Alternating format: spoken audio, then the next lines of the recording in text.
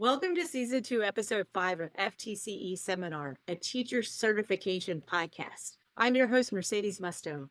Today, we're taking a look at a study hack to help you prepare for the FTCE exams. Joining me today is Kim Para, an elementary school teacher who used the FLASH method to prepare for her teacher certification exams herself. Hey, Kim, welcome to the podcast. Thanks for having me, Mercedes. I love being here and I love talking about how to hack your brain. So thank you for that. That's awesome. Brain hack. I've asked Kim on the show today to talk about her experience with the flash method. Like I said, she's used the flash method to prepare for her own exams, and she's helped lots of students use this method to succeed. So let's get right into the flash method, what it is, and how it's done. Kim, okay, now describe what is the flash method and how did this method help you prepare for your own teacher certification exams? Okay, so the flash method was developed a couple of different ways. Everybody uses flashcards, in their study cramming sessions, right? So I used them early on with my child to help him better read. And I noticed that when we stayed on a word longer, that my child was able to pick up not only the word itself and how to read it, but also how to spell it. So it kind of started connecting me to, hey, maybe there's something to this card method. Maybe I could put more information on the cards as he was learning to spell and read. And so early on, about the time my child was 2 or 3, I started putting little definitions about, along with the spellings of the words. And so not only was he reading, but he was picking up little tidbits of information at the same time. So I kind of knew that was going on and the mind was really spongy, but then it carried over when I got older and started in college. And by the way, I'm dyslexic, highly dyslexic. I have trouble spelling words and I have a layer of ADHD, which means my mind flops around like a fish at any given moment. So I have to highly medicate with caffeine in order to stay focused. So with that, you just have to learn how to deal with it and operate in different ways and figure out your modality of how you can optimize and use your brain the best. But anyway, back to the flash method. So I learned that by flashing the information over and over again, in between 10 and 15 times was my sweet spot. So as I was trying to learn about those teacher tests that we have to take, whether it be praxis or entry level into the master's program or whatever, I would stick the keywords on a flashcard. So let's say that you wanted to remember helium and you wanted to know the scientific term. So you would put helium in the middle of the flashcard in big capital letters, and then you'd put its call sign in scientific terms, big H, little e, and then the number for helium. So you would write that on there, and then under helium, you would write its processes of what it was used for. So they use it in lasers, and they use it in different ways, and it's very present in sun and stars. So maybe I might write that at the bottom to kind of clue me in on its applications and its uses. So I would flash exactly what I just told you on that card for 10 to 15 times. And let's say I came across a question on the entrance exam for getting my master's or whatever, I would be able to clue that in just on the word helium. It would balloon out around the rest of that information, and I would be able to suck that in and apply whatever was necessary in order to get an A on that test. I am visualizing this because this is different than flashcard methods that I've grown up with. Old method, it is you have like helium on the front, and then on the back you would have all the other stuff, but that they're not connected. I'm visualizing that the memory trick that you're using, which really makes sense to me because I have heard it in memory recall and retention research, that you take a picture of Hmm. the whole page, Right. and then everything on that page your brain associates, and then you describe the picture, and that's how you remember helium, everything it's used in, or everything about helium that you need to know on the front of that card. Right. And through that, you would be able to elaborate everything that you read on the subject matter just using those keywords. So you actually are able to dip into that brain of that moment when you really took a deep dive into that information. And so a lot of the students that I've helped, said, how is your recall so good? I mean, you've got ADHD, you've got dyslexia, you've got learning disabilities. And I said, well, this is the hack. This is what you're looking for. This is their anchor into this information that you needed, and it just balloons out. And we've watched students go from like 75 on their test to like 90% or higher, just by using the method. And through the intervals, let's say that you had a test you were studying for, let's say 4 weeks out, that would be optimal to get a really great grade on it. So you would backtrack from there and decide, okay, well, 5 days a week, I'm going to study once in the morning for 10 minutes on 27 different problems or whatever. And then maybe two more times in the afternoon and evening. And what you would be doing is you would be taking that picture over and over and over again rapidly. And it doesn't even take like a lot of sticking. All you're doing is saying the information to your brain and you're rooting it in a short term memory. And then over time, you're actually rooting it into a long term memory, and if you write it, you're actually storing it in three places in your brain. So you're building a neural network, which is really ground rooted, anchored in there, and it's able to do this tremendous recall of great detail. And a lot of people say, well, you're making a photographic memory. And I'm like, well, sort of. It's not finite. It's not as detailed as I would like it to be. But when I study in this manner, I annihilate that test. I mean, I optimize, I get one of the top grades because I'm able to like basically look inside my own brain and in the memory bank and go, okay, this is what I remember and this is what I've triggered through, I wouldn't call it rote memorization, but a way of like you said, taking a picture and then doing that immense recall. Just to unpack this, so many great ideas here. So let's say I have a student, I have a lovely student right now who is studying for her social studies portion of her elementary exam.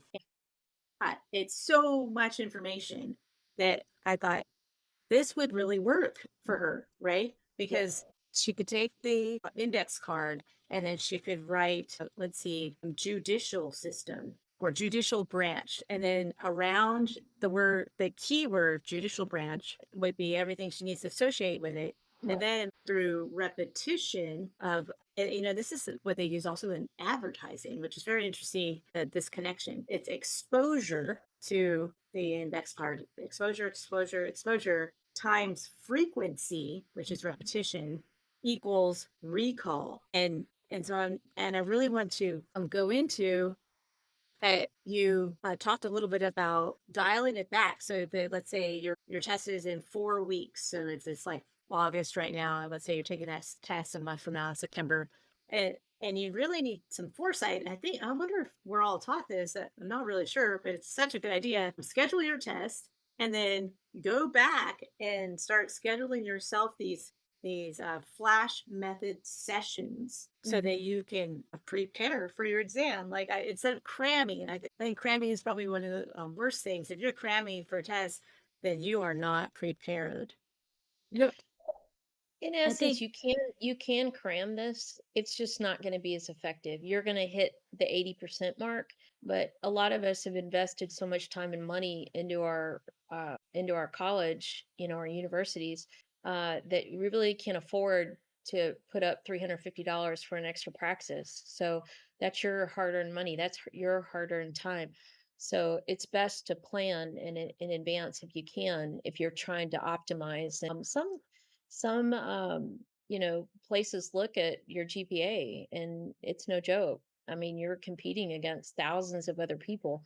So why not make the most of it and do some planning? absolutely. Yeah, there's something else that you talked about that on a little bit of a sidebar, but I think it's so important. We talked a little bit before the show about your dyslexia and Hmm. ADHD and about overcoming these learning challenges. So, a little bit about your own learning journey and just So Yeah. Yeah, so I've learned that since I came up with a method that it's that I don't really have learning deficiencies. I have what's called neurodivergence. And so I've had to learn to adapt and use these more as tools and to redefine them and reshape them into something that's useful. So as I'm conquering all these learning deficiencies, I'm actually learning that it is a superpower, and because I'm able to overcome them and help others overcome them, we're not really seeing these, and kids are and adults are alike that have dyslexia and ADHD. Even those together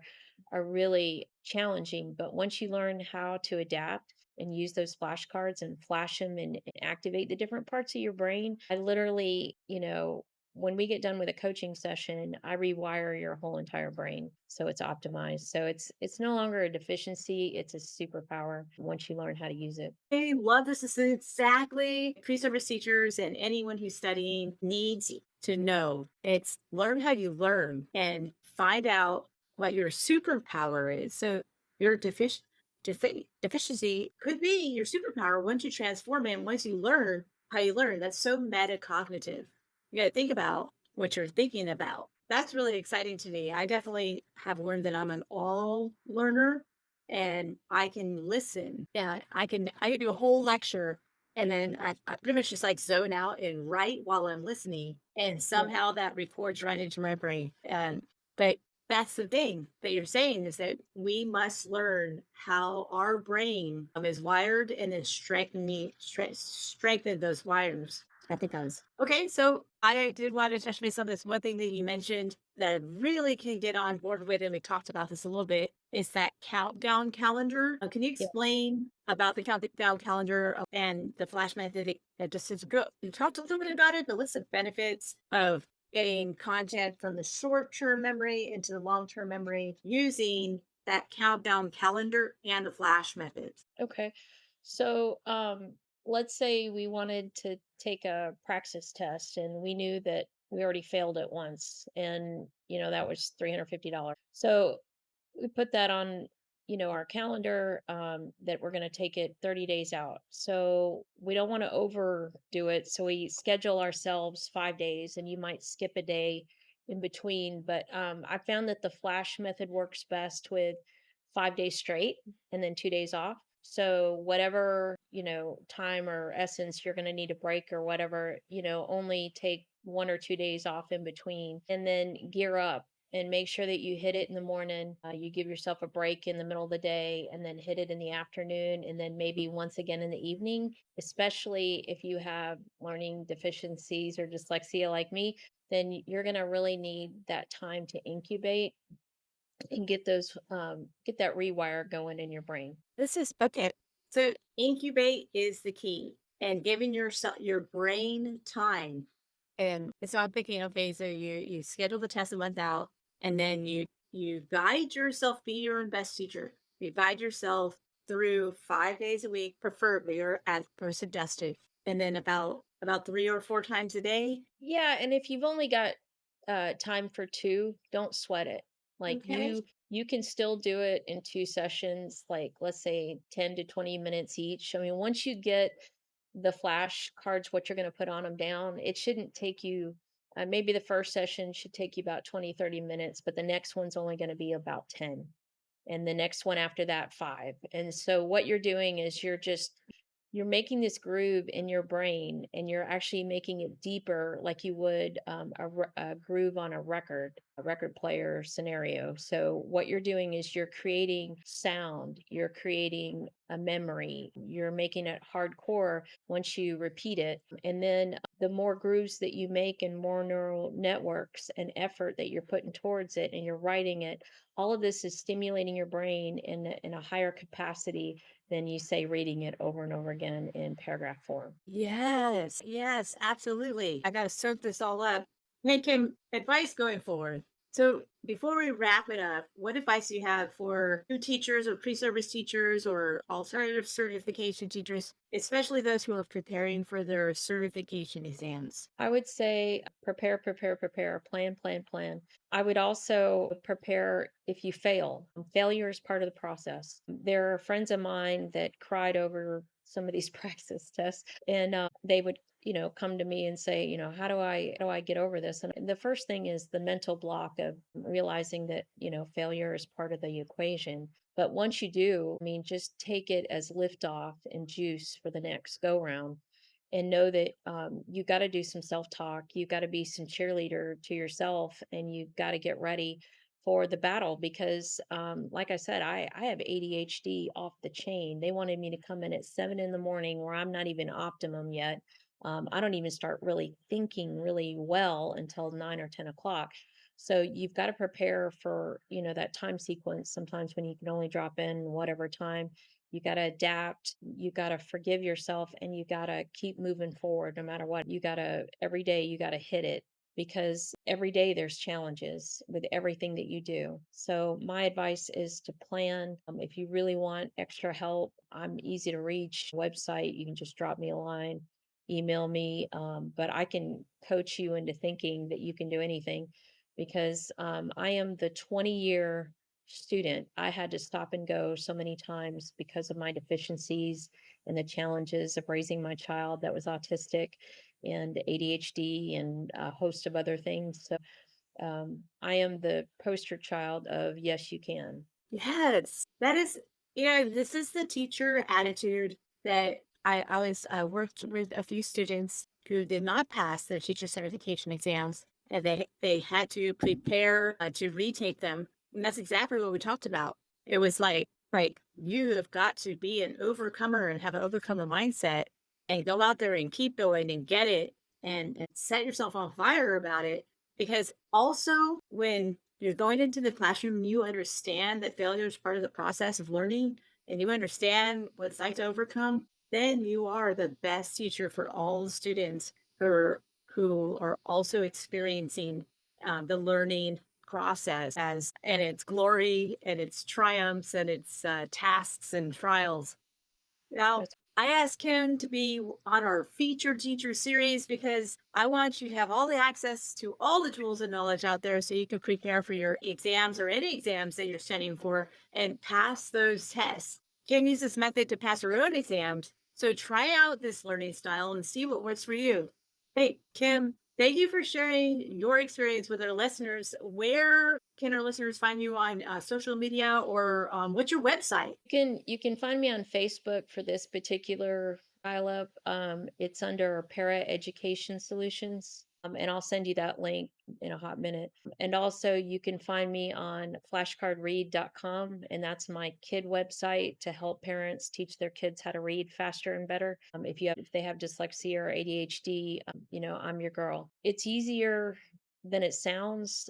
We're teaching kids how to read in like 10 minutes a day, so it's kind of insane. We watched him go from 0 words to being able to spell and read at the same time in about 3 days. So we've seen tremendous progress. And so anything's possible. And just know that we barely scrape the surface of understanding how to learn best. I'd say don't give up, keep going. And if you need to reach out to me and pick my brain, I would love it because I love helping kids and teachers. That's awesome. I love there's a few things. Rise and grind is one of my favorite things is rise and grind. It's a new school year.